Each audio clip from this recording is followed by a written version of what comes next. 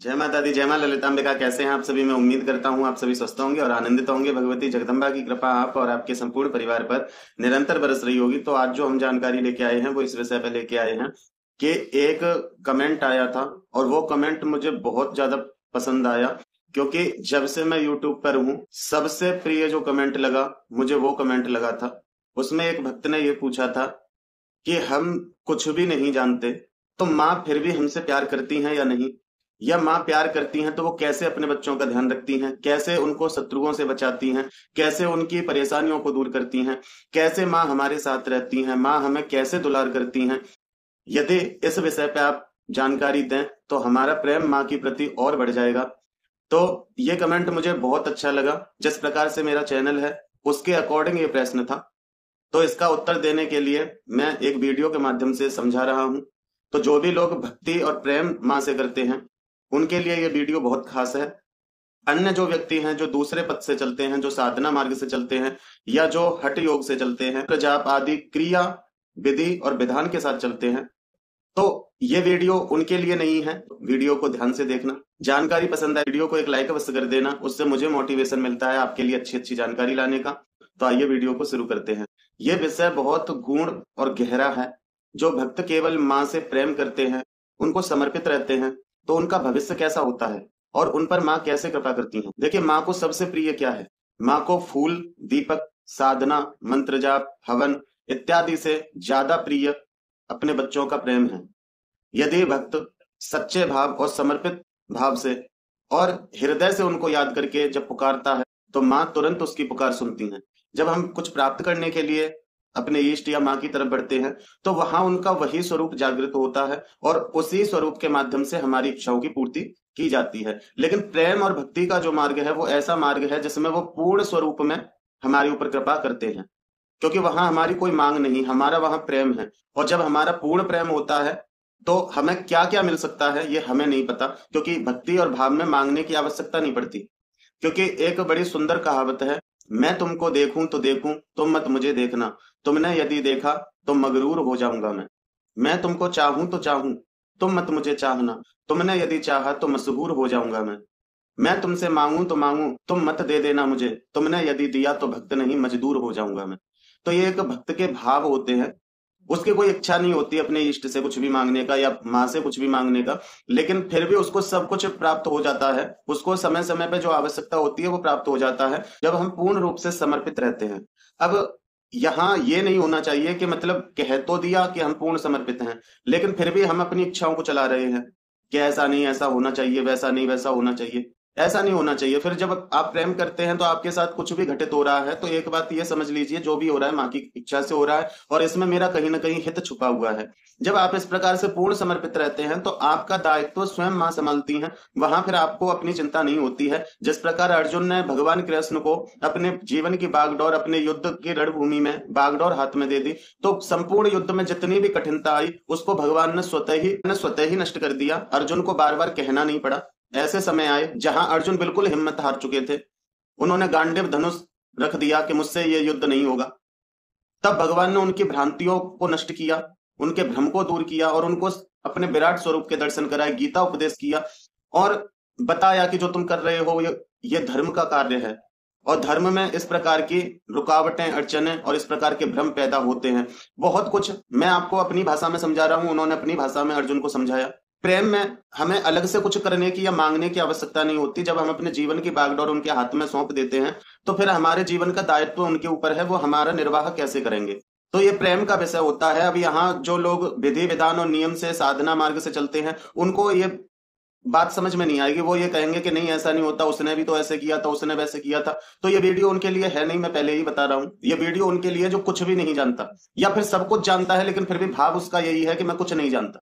वो समर्पित भाव है उसका, चाहे वो सब कुछ जानता है लेकिन फिर भी उसका भाव यह है कि मैं कुछ नहीं जानता, केवल मैं इतना जानता हूं कि तुम मेरी माँ हो, मैं तुम्हारा बच्चा हूं, मुझे कैसे तुम तक पहुंचना ये भी मुझे नहीं पता, और मुझे क्या क्या मार्ग अपनाने हैं, क्या विधि अपनानी है, क्या नियम अपनानी है, कौन सी पूजा करनी है, कौन से कर्म करने हैं, मुझे कुछ भी नहीं पता। केवल मुझे इतना पता है कि मैं आपको जानता हूँ, मैं आपकी शरण में हूँ। जो आपकी शरण में आ गया उसको किसी भी प्रकार का भय, चिंता, परेशानी नहीं रहती। तो मैं आपकी शरण में हूँ, बाकी जो भी कुछ हो वो सब आपको समर्पित है।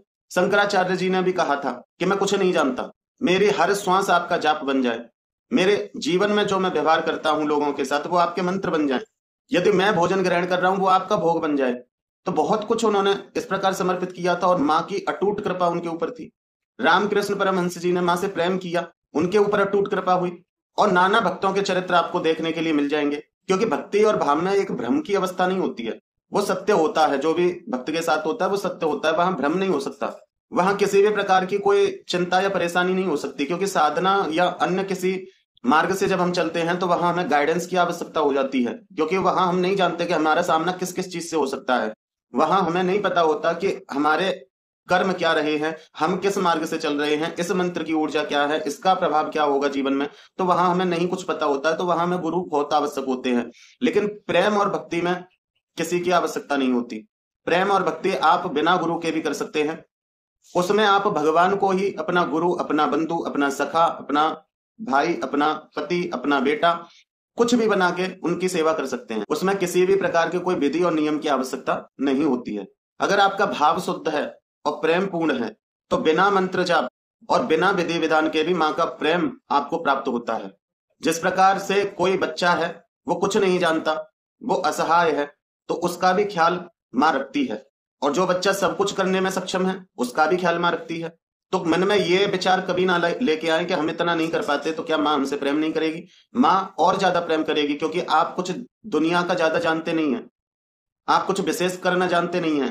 तो वहां फिर माँ का दायित्व बन जाता है आपको अपनी ओर खींचने का। फिर वो आपके हृदय में ज्ञान प्रकट करती है, वो आपकी गुरु बन के चलती है। वो यदि साधना करवाना चाहती है आपसे भविष्य में, तो वो साधना के लिए आपको इस प्रकार के गुरु तक पहुंचा देती है।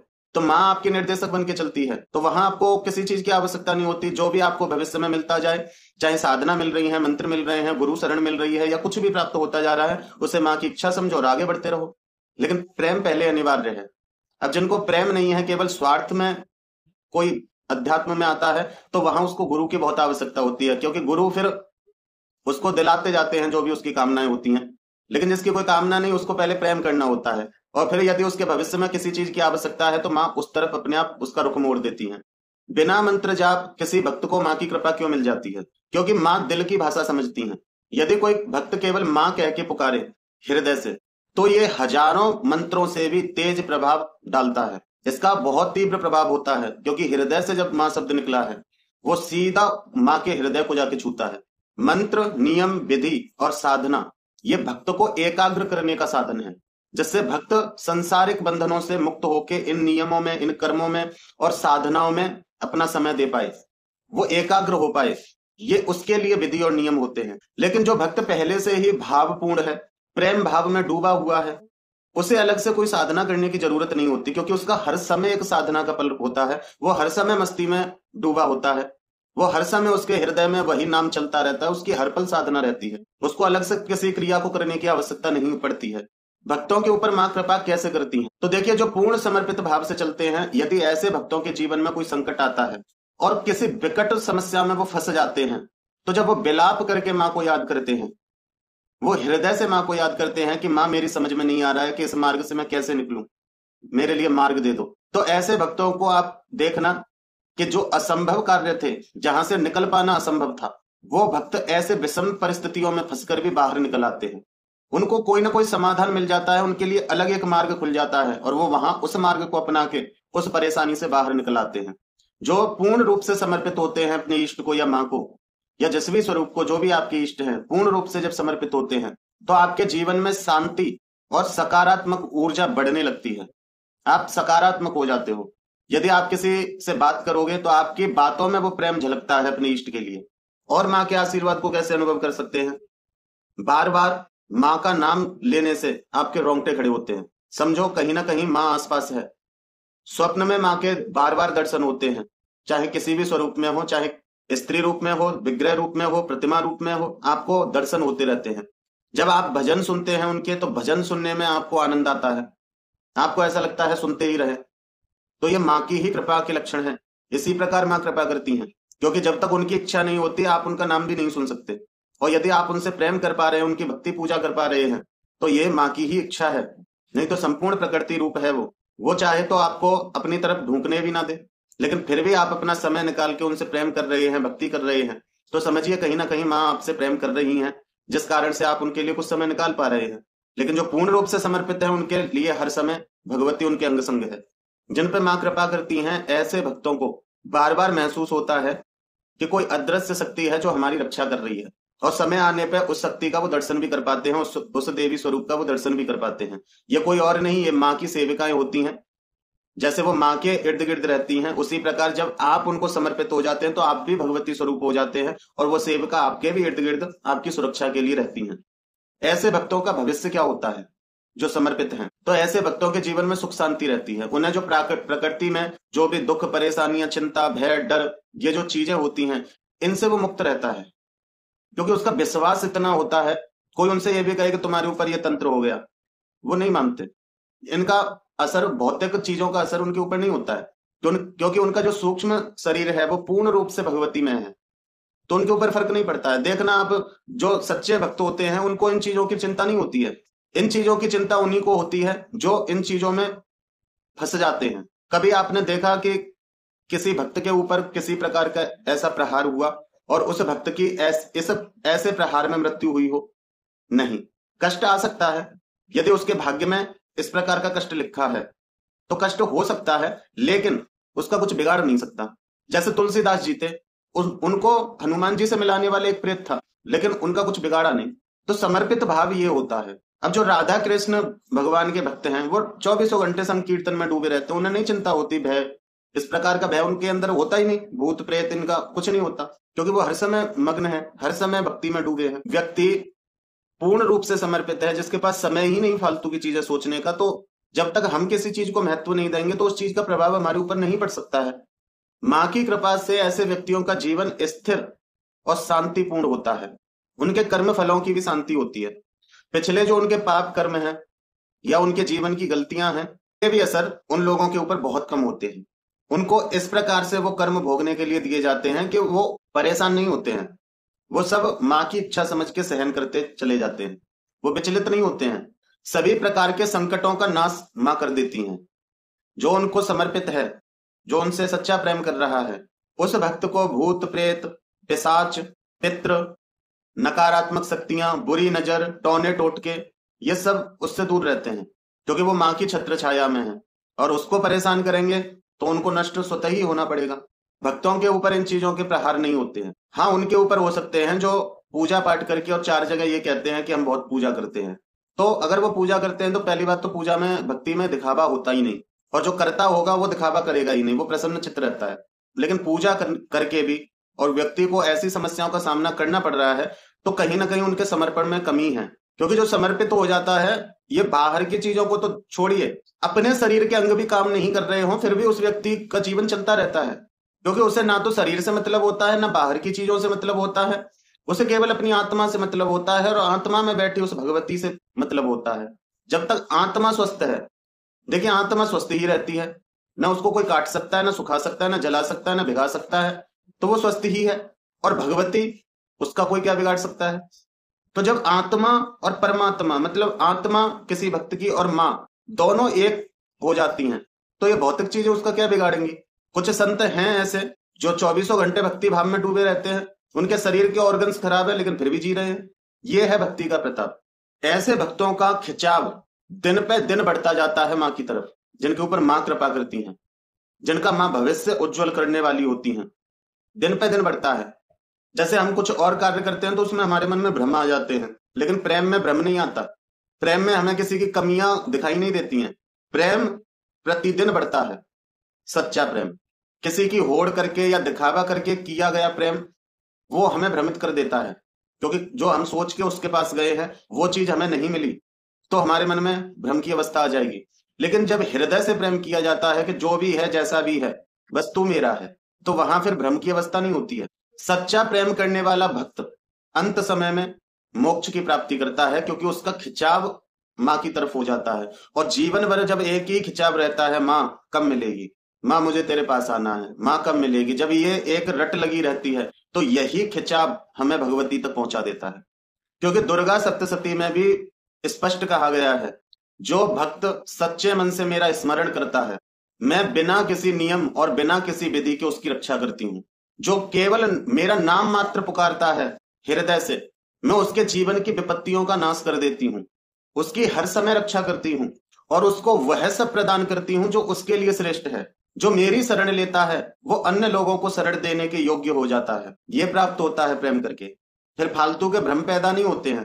किसी किसी का तो कमेंट ऐसा आता है कि मैं शॉक्ड हो जाता हूं उसके कमेंटों को देख के। कोई कहता है मेरे माता पिता ने ही मेरे ऊपर कर दिया। अब बताओ ऐसा कैसे संभव हो सकता है? हो सकता है घर में लड़ाई झगड़े हो जाएं, हो सकता है कि एक दूसरे की शकल ना देखना पसंद करें, लेकिन ऐसा कोई माता पिता नहीं हो सकता जो अपने बच्चे पर तंत्र कर दे, मेरी दृष्टि में। बाकी दुनिया का मुझे पता नहीं, हो कोई तो, लेकिन जहां तक मैं मेरा अनुभव है अब तक, मुझे ऐसे माता पिता कहीं नहीं मिले जो कि अपने बच्चों पे तंत्र कर देते हो।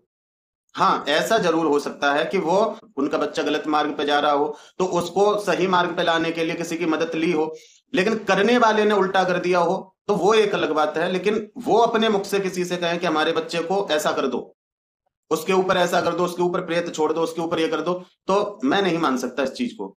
बाकी सबका अपना अपना मत है, किसके मत में क्या चलता है वो मुझे नहीं पता, लेकिन मैंने अभी तक ऐसे माता पिता नहीं देखे कहीं।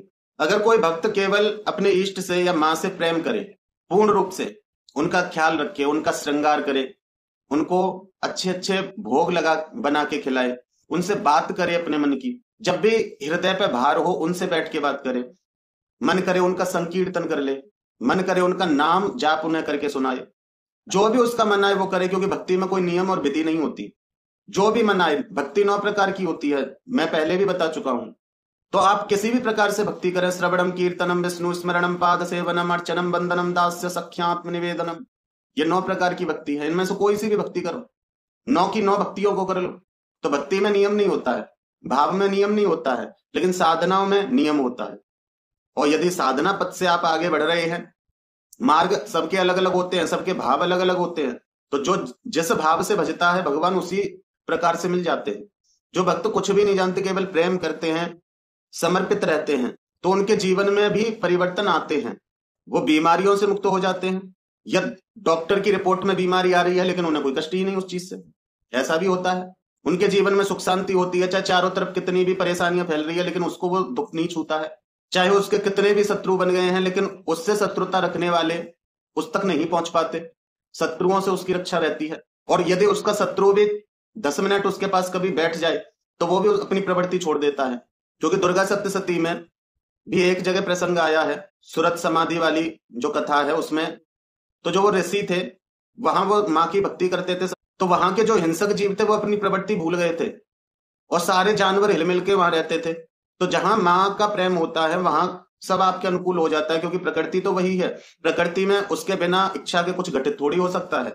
और सबसे बड़ी बात, आत्मा और मन की शांति ऐसे व्यक्ति को प्राप्त होती है, और यही श्रेष्ठ है, क्योंकि सब कुछ प्राप्त करने के बाद भी व्यक्ति शांति की खोज में रहता है, और वो केवल अपने इष्ट या माँ को समर्पित और प्रेम से प्राप्त किया जा सकता है। तो मैं उम्मीद करता हूं कि उन भाई को अपने प्रश्नों का उत्तर मिल गया होगा। जानकारी पसंद आई हो तो वीडियो को एक लाइक अवश्य कर देना, कमेंट में जय माता दी लिखना। चैनल पर आप पहली बार आए हैं तो चैनल को सब्सक्राइब कर लेना, क्योंकि मैं इसी प्रकार की रोचक और ज्ञानवर्धक जानकारी लेके आता रहता हूं। फिर मिलते हैं एक अगली वीडियो में एक नई जानकारी के साथ। तब तक अपना और अपने परिवार का ध्यान रखें, भगवान की भक्ति करें, निरंतर भक्ति पथ पर आगे बढ़ते रहें। जय माता दी, जय मां ललितांबिका।